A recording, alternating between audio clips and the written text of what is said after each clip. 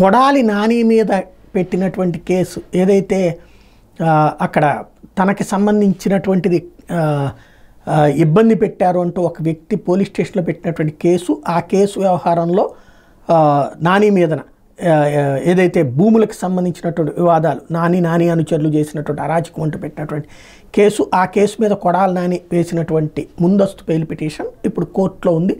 వాస్తవంగా ప్రతి ఒక్కళ్ళ మీదన కూడా ఇప్పుడు కేసులు పెట్టి ఏదైతే తెలుగుదేశం వాళ్ళ మీదన ఇంతకుముందు కేసులు పెట్టారు కాబట్టి ఇప్పుడు దానికి 10 కేసులు పెట్టాలన్నటువంటి ఆలోచనతో ఉన్నారు. అందులో భాగంగా కేసులు పెడుతున్నారు. ఆ కేసుల్ని గతంలో ఎట్లయితే కోర్టుల్లో వాళ్ళు బయటకు వచ్చారో ఇప్పుడు వీళ్ళు అదేవిధంగా కోర్టులో ముందస్తు బెయిళ్ళు వీటి రూట్లో వెళ్తున్నారు. ఇప్పటికే ఏదైతే పార్టీ కార్యాలయం మీద దాడి కేసులో ముందస్తు బెయిల్ వస్తే ఇప్పుడు తాజాగా కొడాలి నానికి ఈ కేసులోని ముందస్తు బెయిల్ వస్తుందా లేదా అన్నది ఇవాళ కోర్టు తెలియజేయబోతోంది. ఓవరాల్గా చూస్తే వరుసపెట్టి వైసీపీ నాయకులందరూ ఇప్పుడు న్యాయవాదులు కోర్టుల చుట్టూ తిరగడం తప్పట్లా.